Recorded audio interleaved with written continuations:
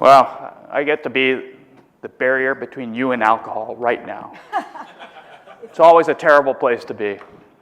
So I'll try and keep it light. So basically, who am I? Well, they went through it. The one thing I'd like to point out is while I was a red team guy before, I wrote code like you guys. And at some point, I decided network engineering was my thing, and I loved routers and switches and all sorts of these types of devices.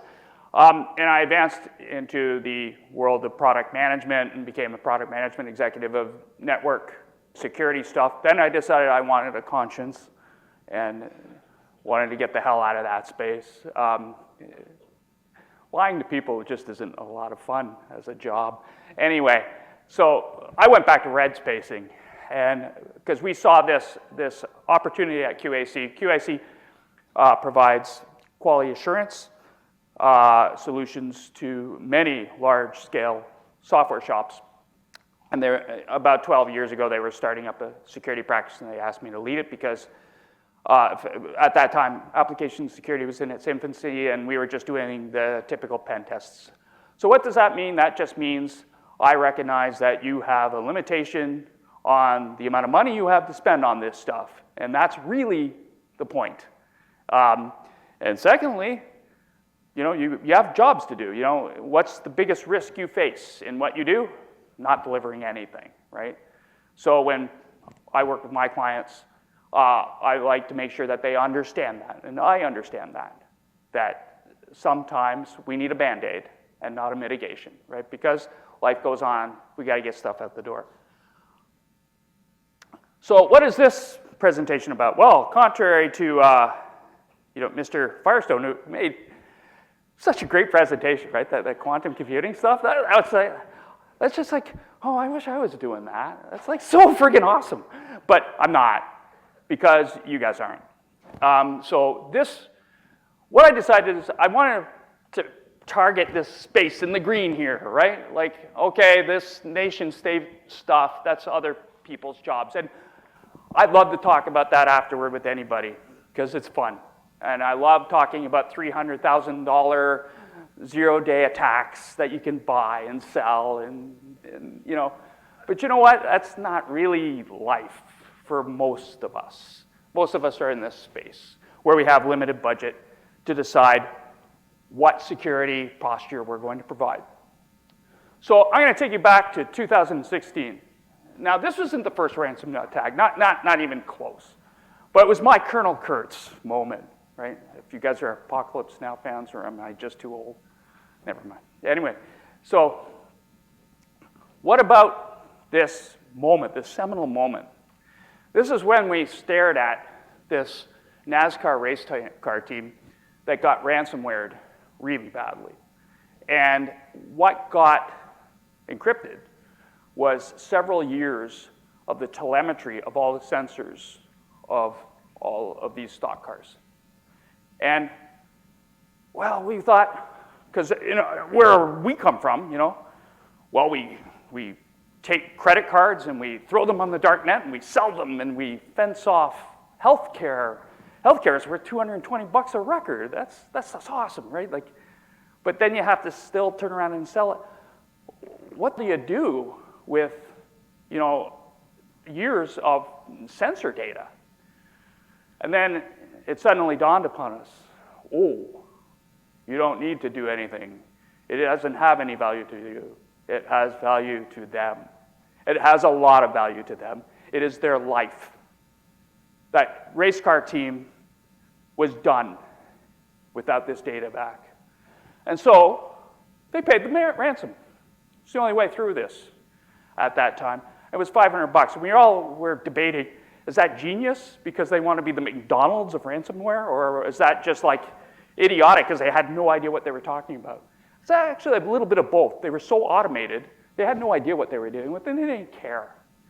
But $500 is below the purchase order pricing, purchase order level for most employees. So if you can get them for under $1,000, it's an expense voucher. Nobody finds out about it. It's great, right? Just keep, By the way, they have excellent customer service at that ransomware organization. They'll just walk your hand right through the whole process. They want repeat customers. So, that's 8 years ago. June. We're not really good at learning, are we? This is the exact same freaking thing. How many people know about this car dealership thing? All of North America. Nobody can sell cars. And it just kind of gets to me because I'm like, this is the attitude. What the hell happened? He clicked. The bastard, he clicked. We keep sending him to the courses. We do. He clicks, destroys our company, billions of dollars gone. It's his fault. He clicked. What the hell is going on? Does Amazon, the opinion of social media, fall to the earth if one of you guys clicks something bad? Like, how does that work? Google doesn't fall down because somebody clicked. Like, what? It's just, we can't get out of this. My job, like 25 friggin' years ago, right, where we said, oh, well, we got this stuff. It'll stop all of that, those protocol ports and that thing. As long as we patch all those server things, it's all going to be great, right? And then somebody, way to go, put that hosted web application out there. And, well, that's a lot easier than going through a firewall when it's all port 443, right? Just as Alexandro said, go for the API, right? Go for the API. It's a hell lot easier than hacking this crap. And but God knows, we said, well, we better do something about that. We need application security. And woohoo, I had a job. That's great. So, fine. Now we have this. Before we were only worried about insiders, right? People would just ship stuff out the door, right? And they had ingenious ways of doing it. But at the same time, that wasn't really the primary vector. What we were now dealing with were these guys that could land in the middle of your network. And suddenly, all these applications are just floating around out there that, did you, not think maybe all your intellectual property was kind of important? But it was the guy who clicked. So, why not this? Why not this? Why not? I go to my clients. Imagine, I'm going to take your application, I'm going to put it out on the internet. Yeah. And they go, it'll usually turn blue or something, right? And they go, are you out of your mind, dude? I said, well, why? Google's on the internet. Well, yeah, we don't have Google's money. No, you don't. But you have enough money to take the crown jewels and say, I care about that more than I care about the friggin' photocopier, right? So how about that? Well, how do we do that? Oh, well, we'll get to that. But this is where we wanted to go. And the industry figured it out. Has anybody followed this zero trust thing? Am I going to hurt anyone's feelings? Okay, good. Because it's I don't understand this. I mean, these policy enforcement points, how granular are they? Well, it depends. How do you write code on it? It depends. Come on. No. Here's my idea of zero trust. So we have 4 layers, really. There's a physical layer, which is so much fun. I have so much fun with physical stuff. But anyway, the infrastructure layer is where we're going to start, and I'll just put the physical stuff in there. So that's the stuff, right? Network servers, running operating systems, cloud services, network devices, all the stuff your employees have, like PCs and mice and Apple iPhones and stuff. And then we have these employees, and they have certain roles that are more susceptible at the social layer. And we have targeted individuals who can be very, very valuable in terms of the information that they can encounter. But at the end of the day, zero trust to me is, well, we have these applications, they have identities, they have data. People want the identities and the data. It's pretty simple stuff, right? So the fact that there's firewalls and stupid stuff down there, who cares, right? Because that's what they really want. And that's the way to think about it. And lo and behold, if we go to the Verizon, is everybody familiar with the Verizon breach report? It's very good, actually. It's from a phone company. It's really good. It's a hard thing to say over and over again, but it is. At any rate, let's look at where all the fun is being had, right? Credentials with web applications, also various, in the API world, the token schemes, the authentication schemes. In terms of the exploit on the vulnerabilities, typically privileges, a lot of bad session management stuff, more credentials, some phishing stuff. But again, what's the phishing stuff for? To get at the good stuff. This is all application stuff, right? Infrastructure doesn't show up till the 7th. But boy, we spent a lot of money on infrastructure stuff, right? So where is this all going? Well, it's pretty bad when you consider, right now, our biggest weakness is we have employees that can't possibly avoid a free cup of coffee, right? It's ingrained in them, You have a package from UBS. It's UPS! So, unfortunately, and we'll get into that, where AI is just going to make this worse is the stuff that we are seeing in AI right now. It's not in infrastructure, really.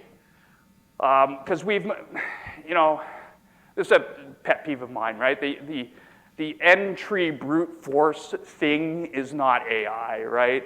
But a lot of people call it AI, right? Where we just try everything and blast it at it and wait until something pops up as a vulnerability. But for the most part, it's all social. We've seen some wicked deepfakes, right? Like stuff you can't be faulted for being fooled by, right? Unless you have policies in place and have some controls that will make sure that doesn't happen. The automated phishing techniques that AI can bring that can choose which phishing technique is going to work on which particular individual in which particular company is going to increase the odds dramatically. The ability to explore the internal universe once we've breached via ransomware. That stuff is getting highly, highly dangerous and very, very effective. In the world of application, the only one I've seen is, and even that, I'm not, come on. We've been stuffing credentials for like 20 years. Who are you kidding me, right? Okay, it's a little bit more intelligent. That's about all. And of course, nation state intense data gathering, the stuff that is going on there is mind-blowing in terms of being able to construct the various levers in order to push and pull important members of our government. So in all of this, horror show of AI, given the fact that, on the infrastructure side, we're going to show how there's some of that there. But whether we're talking about employees or infrastructure, we're always after the applications anyway. And even the stuff when we're breaching employees through ransomware to get at the infrastructure, it's just because we want the data anyway. So it really does come down to the applications and the data. And when we start talking about those layers and what we have to do in all of them, we have to understand where AI does well and where it doesn't, and that will help us position better. So the things that AI obviously does better than humans is handling large data sets in repetitive, automated tasks with amazing speed and precision. And as long as it has the data to model that, right, as long as it can make the LLMs, then it can do a fabulous job.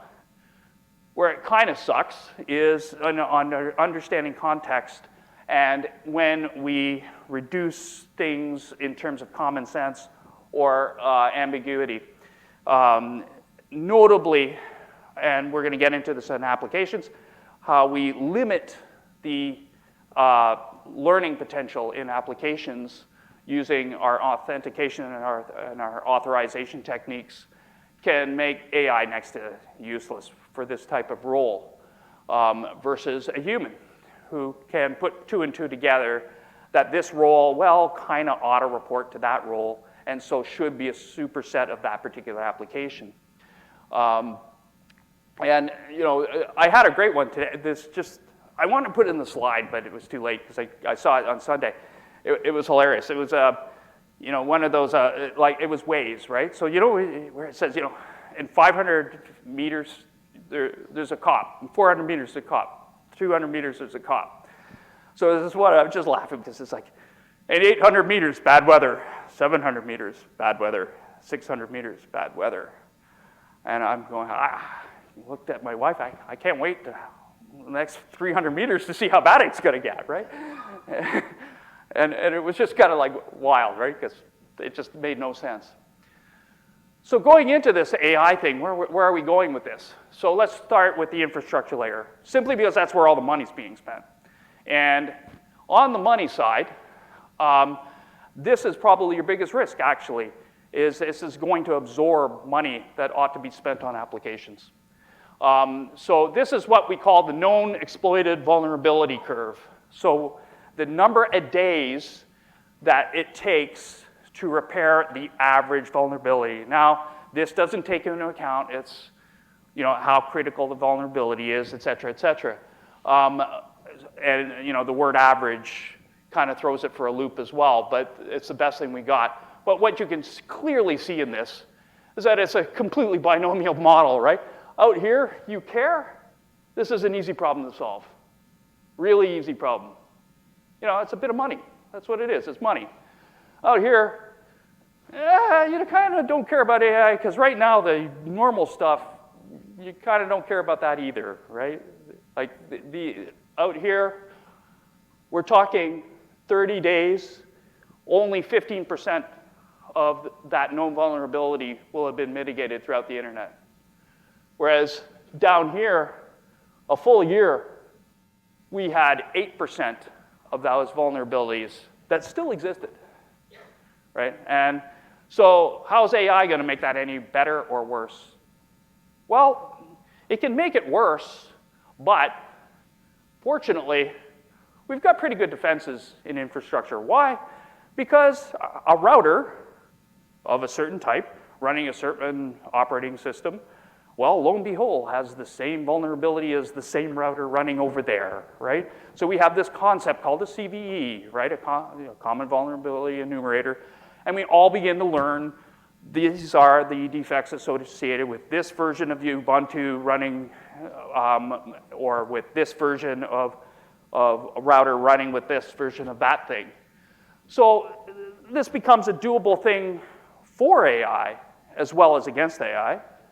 But it will cost money. And certainly from the enterprise perspective, I don't know if you guys are into this sort of stuff, but some of these XDR platforms, like the Palo Alto one, holy crap, that thing is, like we walk into a client with that and we're like, oh, we're gonna be spending hours and hours trying to get around this thing, right? We do get around it, but it has our fundamental respect, right? It's hard. The threat detection stuff, the dark trace stuff, it's pretty good. We're at a point now. Anybody familiar with Metasploit? Okay, what's my favorite tool? I haven't used it in 4 years because every one of these things detects it. We live off the land now. We thank God for Microsoft. Microsoft, the finest creator of hacking tools ever. You just float around in Microsoft doing stuff. And also we have the cloud. We have an army of security people putting together these cloud prepackaged services, and they're good. They're good. Now, people get this confused. Oh, but what if you misconfigure it? Well, wait a second. Wait, that's not the cloud service. That's you, right? And you could just as well screw this side up as that side, right? Like, it's not the cloud. The cloud offers you an opportunity to take some of the lower level dimensions away up from your vulnerable applications so you can focus your resources. So I say, yeah, on the infrastructure side, it's sort of 50-50. Sure, the bad guys can have their AI to improve their capability to find your stuff, but they're finding it anyway now. And you can respond with great AI type capabilities as well, but they'll be expensive and they'll take your money away. Now on social, the news is not so good.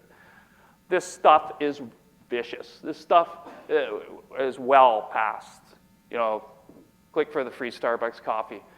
It still preys on fear, greed, curiosity, helpfulness, urgency, all those humanoid things that make us sort of weak.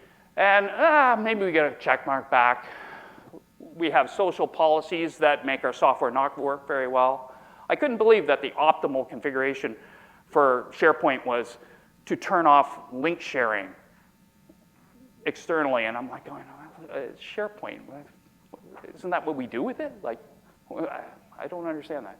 Anyway, the social engineering testing, security awareness training, they all fall into this sort of category where we do these services, and most of my clients, I get the sort of sense they're really looking for the check mark, and they don't really care.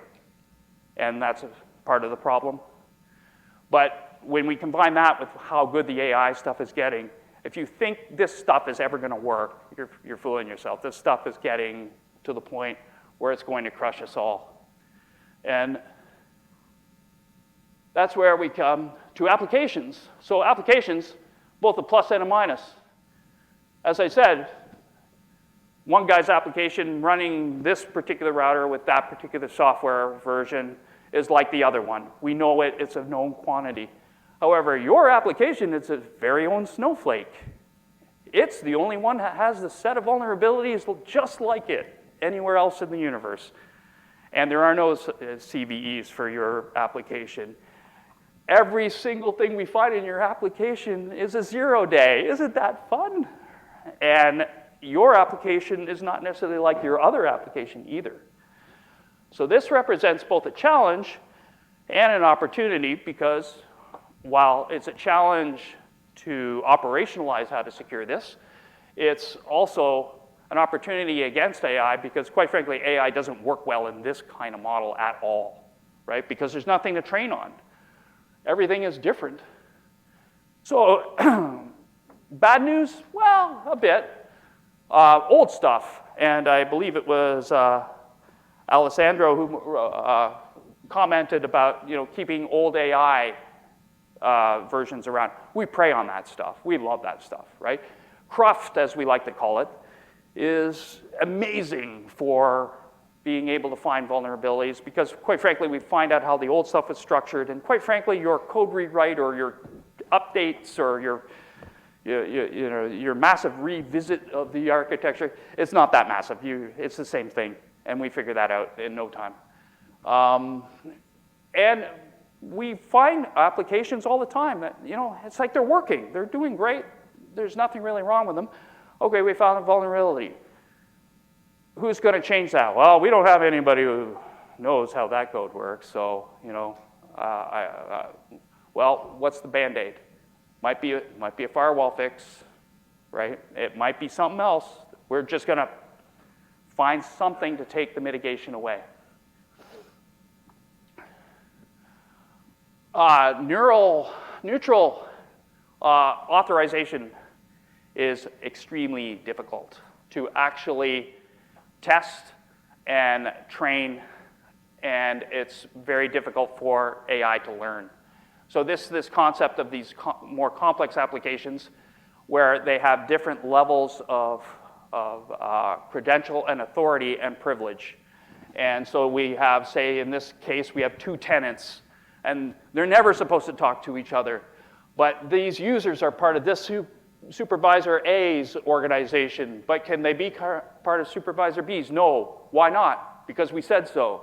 Oh, okay, well, have AI figure that one out, right? Whereas in this case, two supervisors can supervise the same employee. So what you get here is you get very complex models, but we prey on this stuff because this is where privilege lives. This is how we escalate privilege. We use people to understand that. That's a huge weapon for us, but also very difficult for AI. Another thing that AI can be made resistant against, or it can be horrible, is authentication. So in applications, when we go through these things, invariably we find poor authentication, largely on this notion, which I found the little cartoon, which we all have samples of these cartoons, 20 years of effort where we successfully train people to use passwords that are really, really easy for computers to guess and really, really difficult for humans to remember. Like, this, letters and numbers and crazy crap stuff, right? And, if we use passphrases, like crazy sequence words that your brain can remember, because your brain can remember crazy sequence things. It's just something that we have embedded in ourselves. And yes, we'll get to that point where Mr. Firestone was at, right? All the time in the universe to guess a password like that, right? Where this, we were routinely cracking WAF2 passwords from wireless hotspots in under 24 hours with just a mere 16 GPUs. So, plus we got some nice tools in multi-factor. Whoop, did I? Oh.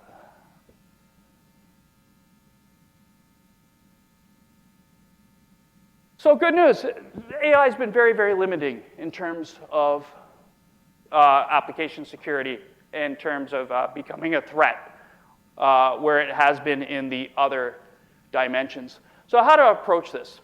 So one of the things that we are very, very big proponents on is the OWASP SAM model, right? So once again, this is about resourcing, right? So we should have the ability to define what our application security should look like for every application in the organization and classify that and say, these are the things we're going to do on this classification of application. And consequently, here's the things we're just not going to do at all on those types of applications. And in this way, we start forming a model that starts using our resources wisely on these applications, where we have that strategy that we then can push through development, and we can train developers on APIs and the many things that you saw today, actually.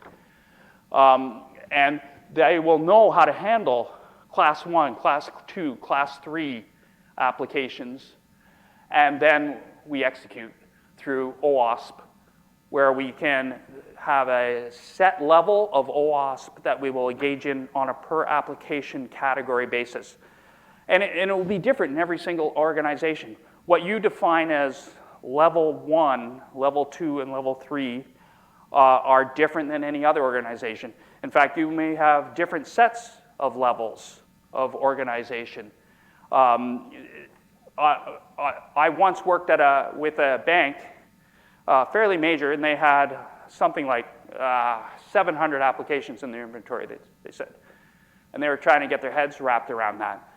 So I said, well, and they were going, well, should it be old applications, new applications, or should it be, the ones in finance versus the ones here and the ones there? And they couldn't quite wrap their heads around what risk posture should mean. And I said, well, I have a suggestion, since you guys aren't going anywhere because you're, talking about it forever. I said, I have a simpler definition. And he said, oh, what's that? He said, how about shit that gets you fired and shit that does not? You can expand on that and have more levels later, right? It's actually not a bad way to start Boy, I bet the car dealership software guys did that, right? So you can do that. Now, we can also do stuff in people security. We can classify them better so that there is a cyclical test/train model for, say, a bank versus a technology company that has different roles, where their people are more advanced and there's fewer people who are on the front line. So how do you do this? As I said, we declare this is what we do on level 3s. We do an OWASP level 3, which is 380 controls. We have to do SAST. We have to do DAST. We have to do software decomposition. Level 2, well, no, we're not doing that. We're doing authentication and we're doing authorization strictly, absolutely. We're doing session management and we're doing a couple of other things associated with maybe software components. And then level 1, we're just doing authentication and authorization because quite frankly, we don't care if they get hacked. We just don't want them being used as lateral tools to go elsewhere. So authentication and authorization is all we do. And that makes sense.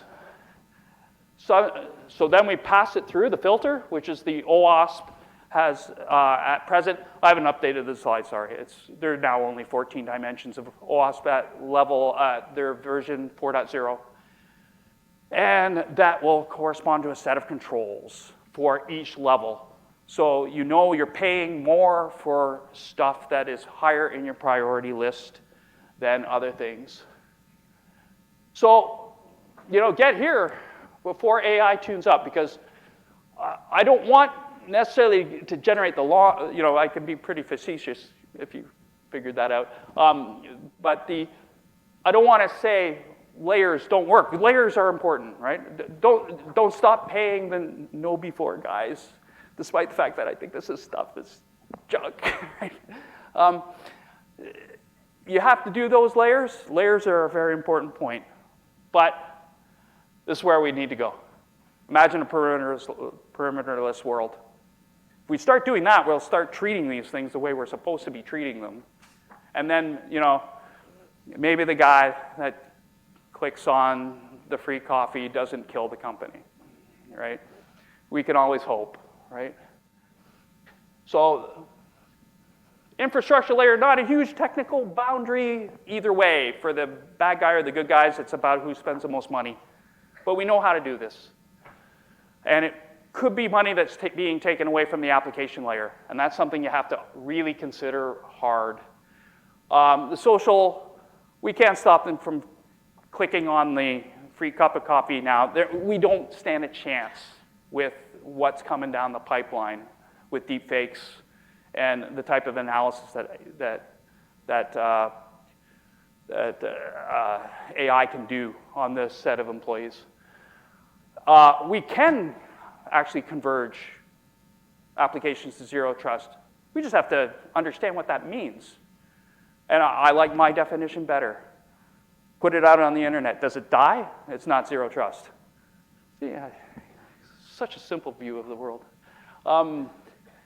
Application layer, right, doesn't expose context easily. So it can be the main defensive force behind your social media protection, right? Because in the end of the day, if your applications are armored, the social exploits are going to get pretty boring for that particular organization attempting them all. They'll go to the weaker guy, right? And as I showed you on that one chart, it's always binomial, right? There's people who care, people who don't.